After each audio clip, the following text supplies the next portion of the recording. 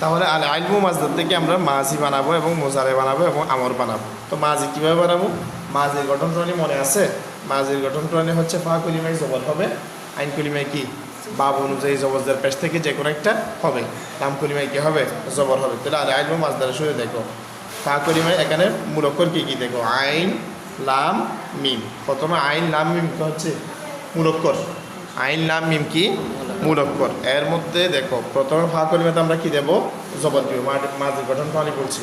এবং আইন কলিমার মধ্যে বাব অনুযায়ী আমরা এখন বাব করতেছি না, সামিয়ার মধ্যে আইন কলিমাতে দেখতে পাচ্ছি, ফতাহার মধ্যে আইন কলিমাতে জবর দেখতে পাচ্ছি, তারপর নাসারের মধ্যে আইন কলিমাতে কি জবর, মুজারাতে হলে পেশ, তারপরে জরাবার মধ্যে মাজিতে হলে জবর, মুজারাতে হলে কি জের, তারপরে সামিয়ার মধ্যে মাজিতে হলে জের আইন কলিমাতে, মুজার আইন কলিমাতে হলে কি জবর। এভাবে আমরা দেখতে পাচ্ছি না, সেই জন্য বলা হয়েছে বাব অনুযায়ী জবর জের পেশ থেকে যে কোনো একটা হবে। এখানে জের হবে বাবে সামিয়া থেকে ব্যবহার হওয়ার কারণে। কি থেকে ব্যবহার হওয়ার কারণে?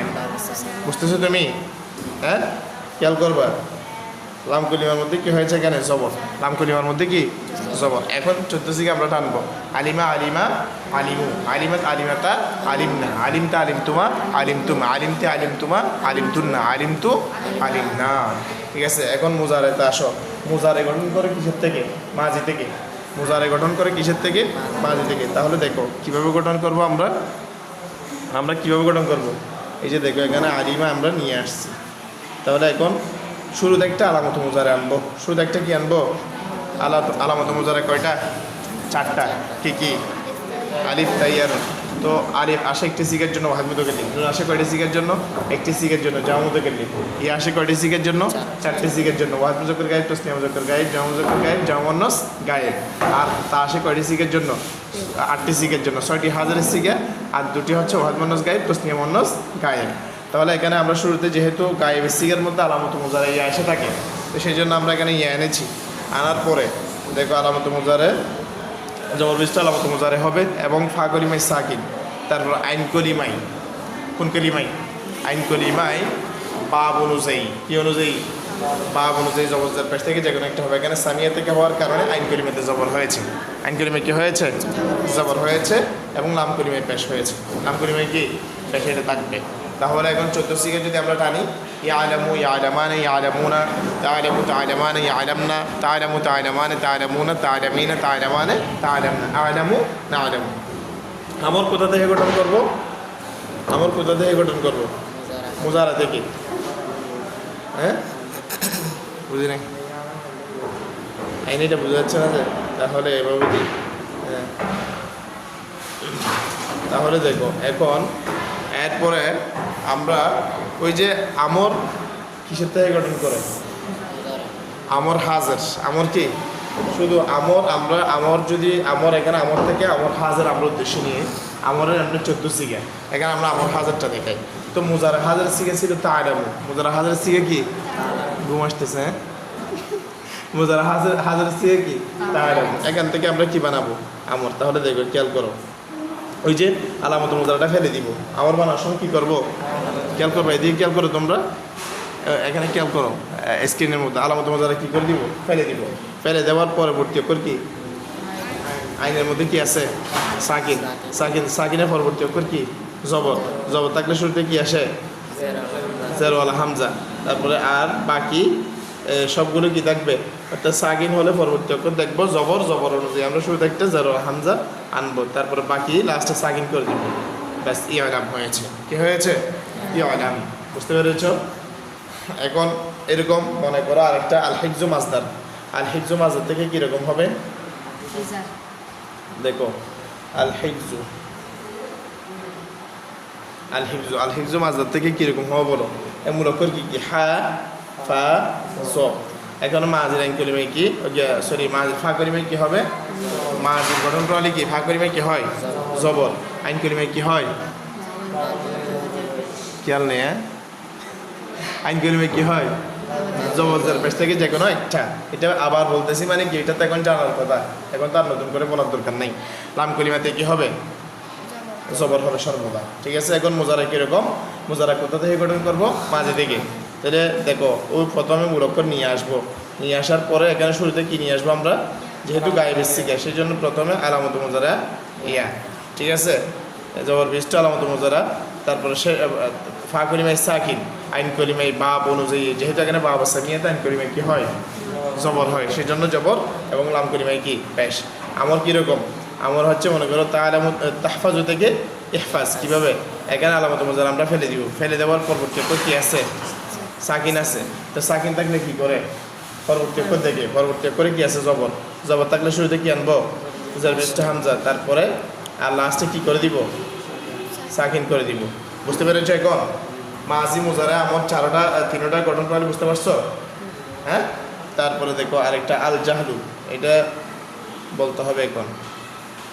আল জাহলু, আল জাহলুর মধ্যে মূল অক্ষর কি কি বলো তো? জিম হা লাম। এখানে বলো মাজির ফা কলিমায় কি হয়, জবর। আইন কলিমায় বাব অনুযায়ী জবর জের পেশ থেকে যে কোনো একটা, এখানে বাবা সেমিয়া থেকে হওয়ার কারণে কি হবে, জের হবে। লাম কলিমায় কি হবে, সর্বদা জবর। গেল মোজারা কিরকম হবে, মোজারা কোথা থেকে গঠন করে, মাঝে থেকে। তো মাঝি কীরকম, মাঝি জাহেলা প্রথমে নিয়ে আসবো, নিয়ে আসার পরে এখানে শুরুতে কি আনবো, আলামত মুজারে ইয়া আনবো, আলামত মুজারা কি আনবো, ইয়া আনবো। ইয়া আনার পরে অর্থাৎ জবর বিশিষ্ট আলামত মুজারা এটা ইয়ার উপর কি হবে, জবর হবে। তারপরে ফা কলিমায় সাকিন, তারপর আইন কলিমায় এখানে বাপ সামিয়া থেকে হওয়ার কারণে জবর, লাম কলিমায় কি পেশ।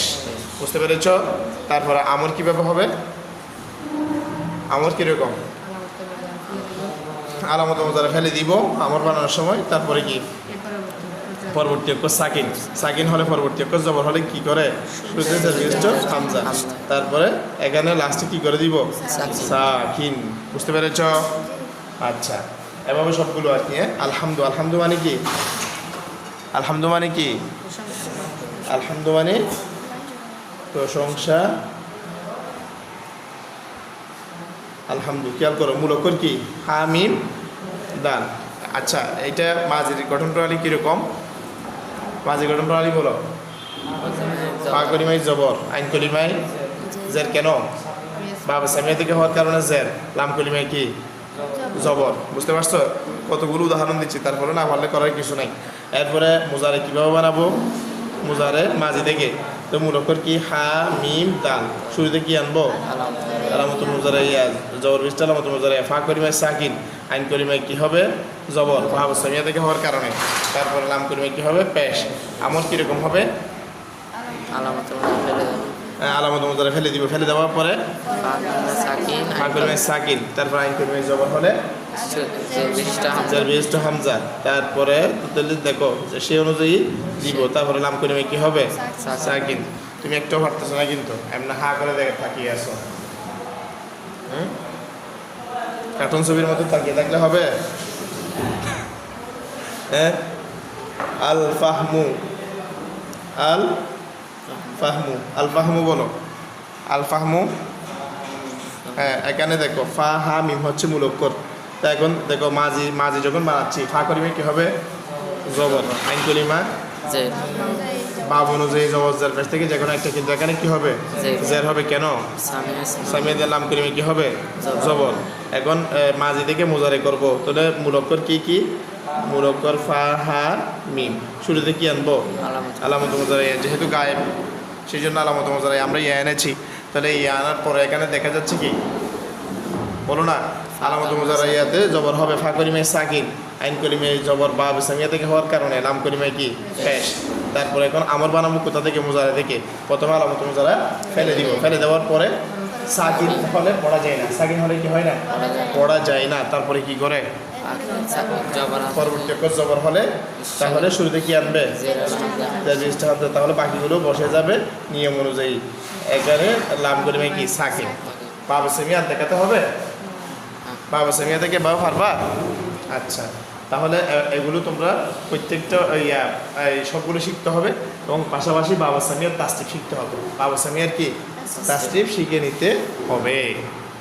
বুঝতে পেরেছো কি না? আচ্ছা, ঠিক আছে।